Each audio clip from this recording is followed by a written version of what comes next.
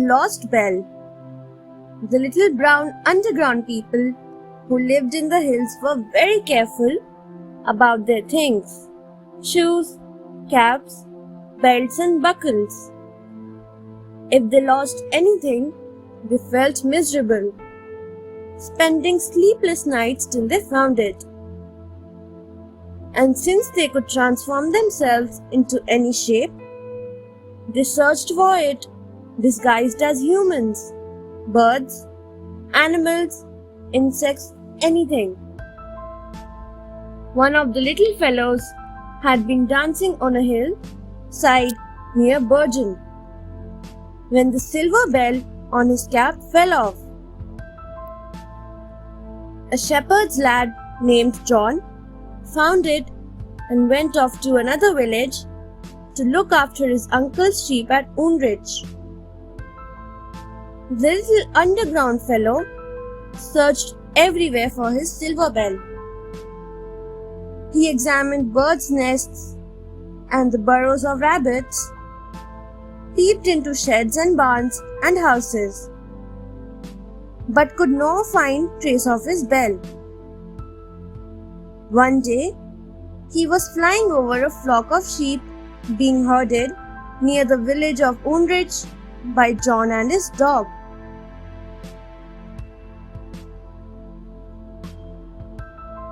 An exchange.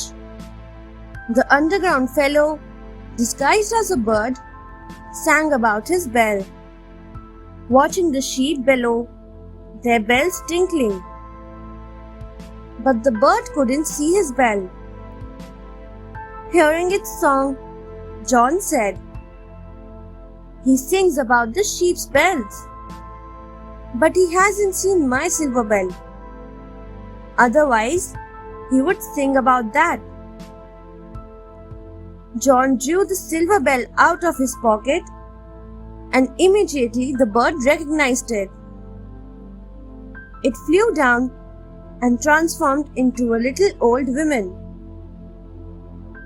The women went up to John and offered silver coins in exchange for the silver bell, but John refused.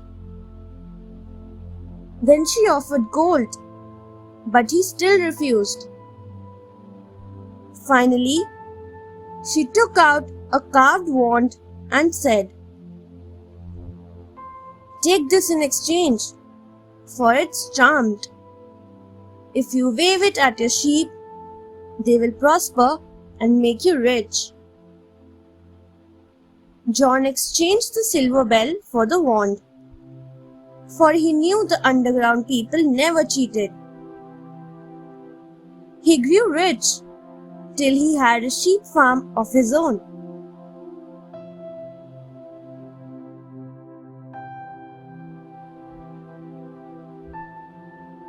The Two Princesses. Near the mill of Binori was a mansion and garden where a king and a queen lived with their two princesses. A knight, Sir William, came there and sought the hand of the elder princess and presented her a ring. But as time passed, he grew to love her younger sister for her beauty and gentleness. This made the elder princess so angry that she decided to do away with her sister. So one morning, she asked her sister to come along and watch the boats coming in on the mill stream of Binori. The younger one agreed, and they reached the mill stream. The younger one stood upon a boulder to see the ships better. But suddenly, her elder sister shoved her into the rushing water of the mill stream. She called out for help, but the elder one refused to reach out to her, as the current swept her away.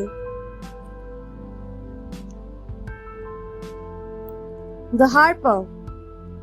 The miller's daughter caught the princess as she floated down the river to the mill. But unfortunately, the princess was dead,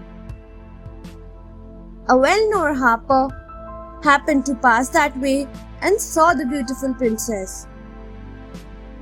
He made a harp using her bones and golden hair. He then went to the king's castle to entertain the king and his family. He played upon his old harp and sang many songs that everyone enjoyed. The new harp sat beside him while he sang.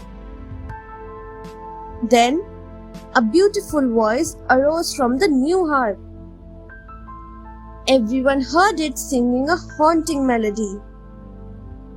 It told the story of how the young princess had loved her parents, her brother and sister, and how she went to watch the ships and died in the millstream. Everyone wept for the princess and was horrified to learn of her sister's treachery. Then, the harp broke and never played again. Thanks for watching. Do like, share, subscribe to Sahil Book House.